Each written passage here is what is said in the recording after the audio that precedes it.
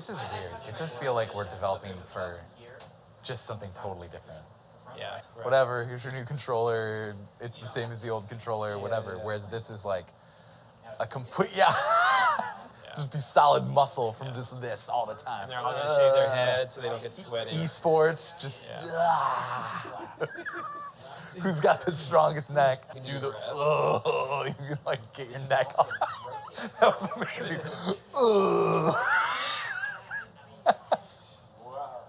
We wanted to do some sort of virtual reality project, and we started talking about ideas. We decided it would be great to do it with Psychonauts because we're trying this new thing. It would be great to have something known as part of it. Well, we're doing the VR. We're doing a VR game as kind of a missing mission between Psychonauts 1 and 2, the rescue of Truman Zanotto. Who was kidnapped? Truman Zanotto, the grand head of the Psychonauts. Psychonauts 1 had we call the Back to the Future ending, where it's like, it's about your kids, Marty. It's zoom, and they just zoom off to the camera. And except for, I didn't like that Back to the Future 2 just took off right from there, because I was like, I didn't really need to see that. It's like, it was a perfect ending, but it did, a lot of people were like, it's a cliffhanger, you gotta answer it. I was never gonna answer it, I was just gonna, the part that was interesting to me is what happens when Raz gets back to headquarters and sees the real Psychonauts and what they're really like. That was always interesting to me, so I wanted to start at that moment when he arrives there. So it was just gonna be like, whoo, that was a fun mission, and then, which I thought, I don't know why I wanna do that, because I know that's gonna frustrate people. But then a one-mission game could tell that story, and because it's focusing just on that story, it can make it interesting and make it a whole arc unto itself. And then here is like the beginning of it starts, and you're in the jet, and the Psychonauts are all busy trying to find out where Truman Zanotto is, and everyone's looking at you. It's really powerful in VR when you look at a character and they know you're looking at them, and they turn and they look at your face. And it would be great for us to kind of tell that secret mission story that we weren't going to tell. This would be a great opportunity to tell it, and to tell it in a totally different, crazy way. You're Raz and you're tied up, but you use clairvoyance to see what the guard sees, and now you see the guard drinking coffee and reading. He's not reading Webster's dictionary, he's reading a comic book. What if you're tied to a chair and you have to use clairvoyance and your other psychic abilities to escape the prison, but you're tied to the chair the whole time, so you don't actually move around? And then you can jump into the mind of this other guard and get around that way. We didn't have this whole Rhombus of Ruin thing. It was just gonna be an outpost. It was gonna be a base somewhere. It was the base, and I think it was Emily. I believe she came up with the whole setting for the game. So it's like the Bermuda Triangle? Yeah, what if it's the Bermuda Triangle? That's so good. What if it's the Bermuda Triangle? That's like where this thing is. And so it's like, there are all these like wrecked boats that are stacked up on top of each other, and they're all from like different eras. You guys have heard the basic idea of Raz and the Psychonauts in the jet and going to the base, and then they get caught, and then they break out, and then they go into a mental world, and then everyone's excited and doesn't throw up. That's it. There's no throwing up. We learned that we don't want to move when you're doing VR. Like, you could use clairvoyance to jump into the mind of a guard, and the guard was still moving, and just that motion of the guard turning around and walking through the road, was just kind of made me kind of sick. And they're trying to do some stuff that's like, that's basically never been done before. We're gonna walk down some wrong paths and have to backtrack a bit. The more you can get those out of the way early, the better. What are people going for in VR? And we make up the rules, man. Maybe we do. The great thing about VR is that it's a little bit of the Wild West, where people don't know exactly what everybody wants in VR. It's fun to be part of the generation of people making stuff up, because we're making up what's going on, what is a VR game. People are still figuring that out. But like it is really cool. Like, it's a cool experience when you put it on. So we were like, this is our take on what a great VR game would be. You don't move. You sit still. Step 1, sit still. Step 2, psychics. And then grab the handle and like open it up. It'll feel so good. Steam shoots out of it. You can still, all the psychic powers work if you're sitting still, burning things, picking things up. In clairvoyance, we actually expanded on clairvoyance more than what we did with it in the first game. You actually can chain it to different people and use it to navigate, which is something now that we're talking about putting into the Psychonauts 2.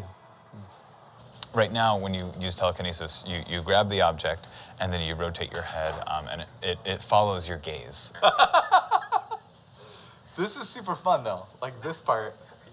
We just started playing with different things in the early days, and it took us a while to realize. We didn't realize until after we were doing it. We're like, hey, this is kind of a graphic adventure game. This is kind of a point-and-click adventure, but you're pointing with your mind. We're like, oh, we know how to do those, and so that made us feel a little more comfortable. I mean, maybe because if we were not making Psychonauts 2, I might feel that it was a loss to not have it be a platforming game.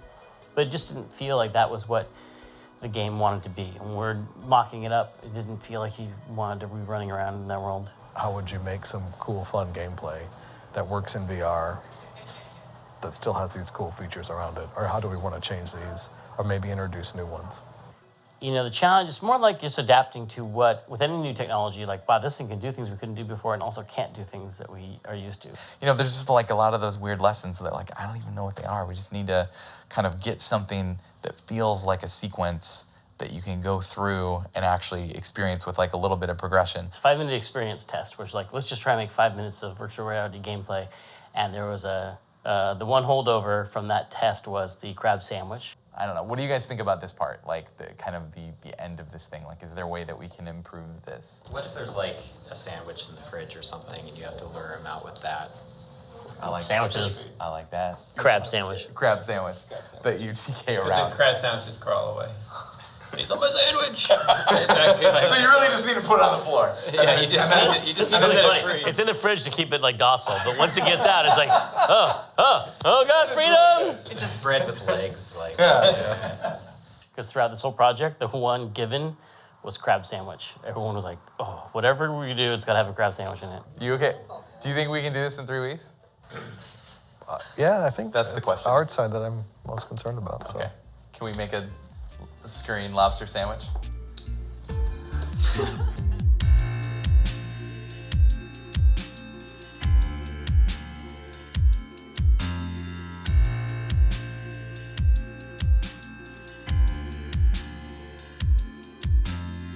Hey, Raz.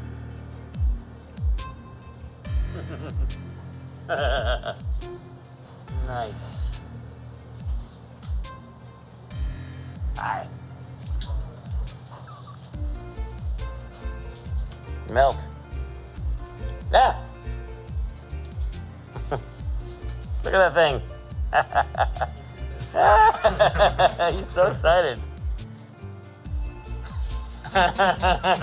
And so they did the 5-minute experience, which we learned a lot from. I think with the experience, seeing the guard go and look at stuff and walk around, it's kind of fun to like feel like you're messing with them a little bit. Yeah. And we also saw how hard a simple puzzle is. You had to get into the dynamite, and there's a puzzle of looking into a crate from a different point of view. In a point-and-click graphic adventure, that would have been a super simple puzzle. But in VR, it amps up the difficulty of anything. So we realized we were going to need to design puzzles that are more forgiving of the confusion of VR. First, we have a sad announcement. One of our longest-term employees is leaving the company. Not me. It's not me, and it's not Ray, so who cares? So, no, Mr. Bradley Muir, one of our finest, sat here for a long time, is, Brad was running the project at first, but he left unexpectedly, and we were sorry to see him go, and luckily, Chad and Ray stepped up to co-lead it. Ray Crook and Chad Dawson will be co-project leading GVR. That's awesome. I look happier. Look a little happier. Yep. It's perfect timing too, because production is about to start. It's going to start. And we're going to be going like full on production. Hopefully sooner rather than later. All right, so yeah, we're making this Rhombus of Ruin game. I want to try to hit this in preparation for there being any sort of E3 demo. We're contractually obligated for E3. Right. It's a lot of It's work. limited to like the jet. Plane Crash, Fade to Black, coming soon. That's it. Uh-huh. I would see that. You know, the opening Yeah. 6 minutes of the game. But then that takes us back to the same thing. Right. Which is, we would need to, those would be near final. Well, near final. Yeah. Near final. Well, final.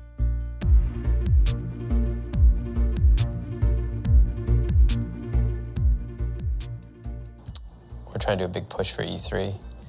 All the polish and stuff that takes it from that, which is way pre-alpha, to probably like alpha or beta level, what you want to show at E3, is a lot of polish. And we're not 100% sure if we're going to be able to pull it off or not.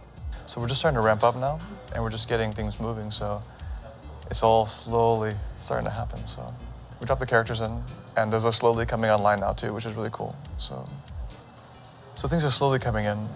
The jet is meant to be more of a very small sandbox for your powers. So we want the player to experiment with their powers and figure out like what they can do. Oh, cool. Oh, look at that. Yeah, here, now you can have it, Coach. Did you take it? You did. That's awesome. Can I set it all on fire? You can. The whole cabinet, just throw it. Give it a second, give it a second. There you go. And close it. Oh no, guys, we gotta land. Ah! Okay, cool. All right, you Keep up the good work, you virtual people. Thanks, Tim. Good luck with the writing. Yeah. Hint, hint, hint. Oh, in a weird way, like once you make those characters and they're in your head, like they just start talking again.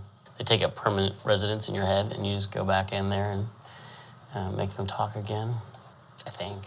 Who knows? Maybe when you play it, you're like, this doesn't sound like them. Except for I never write like this. I write, as you know, with my Pandora heavy metal station on. Slayer. I went down to LA and I was recording Rhombus dialogue. So I was sitting there with Richard Horvitz talking about, well, Raz is doing this because Sasha's thinking this and he's thinking this about me. And I was like, oh my God, this is so crazy because it feels so natural to just be back in the world of Psychonauts and be talking about the Psychonauts and what they're all thinking about each other and sitting there with Richard and Chris Brown and all, just the whole gang back together. And I was like, wow, we're just right back into this. I am a Psychonaut. A real Psychonaut. Me, Raz. Speed it up. I am. It's a good experience in trying to really like push VR through its paces and really understand what goes wrong with the user's experience and what feels weird to them.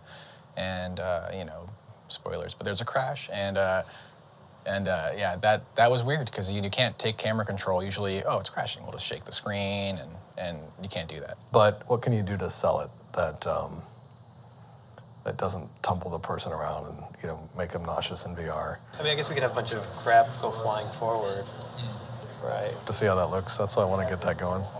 And it was really tricky because since you can't control the camera and you need them to look at certain things, it's very tricky to get the user to do that. So we had a lot of audio cues like knocking behind you before the coach exits, and that alerts the user to turn around. We can't make them do that, but we can try our best to like indicate something's going on over here. Actually, audio is one of the big reasons people know it's crashing. Why is the ocean coming at us? Come here. I need to tell you something. We got a ways to go, but it's looking good. Like it's day to day for me. Like one day I'll leave thinking, oh, this is awesome, and we're gonna be all right. And then another day I'll leave and I'll just feel like, how are we gonna ever get this thing done? Visuals-wise, programming, we have a bit of performance stuff we still want to hit. There's still a few effects and things which slow our game down, so looking into that. Because you have to render 2 images instead of 1, you have to render those images at a higher resolution than most games, and pretty much than any game does currently on modern hardware, because you have to render it higher than 1080p. And on top of all that, you also have to run the game at 60 FPS, which is asking for a lot. I can get a lot more detailed by doing something called a GPU trace. So I can look at things like how much time was lighting taking, shadows, post-processing effects, translucency, going through and kind of making adjustments on those lights, trying to change things in a way that doesn't really change the way that the model currently looks, just in a way that the lighting operates. Basically, if it's complaining about objects that need to be baked, whatever objects it's complaining about, instead of using baked lighting, it'll calculate it. Got my seat back. Nice.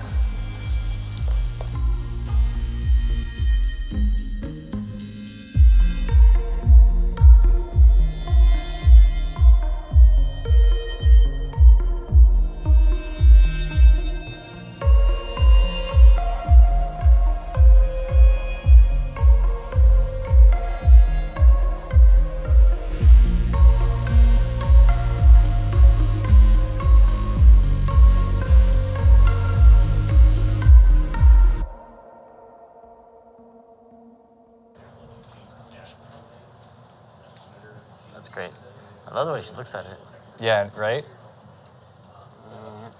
Man, you guys have gotten a lot done. Yep. Yeah, nice work, everybody, on the demo. I know it was a lot of hard push. It's come a long way in the past few weeks. Yep. Hopefully that's starting to show.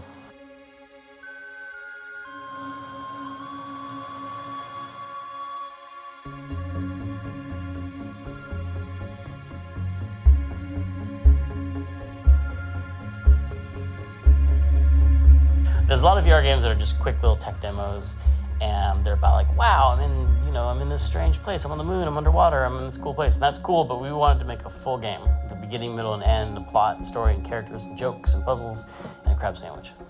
Rhombus of Ruin really won me over to VR. I feel like this project is actually the thing that sold me on VR.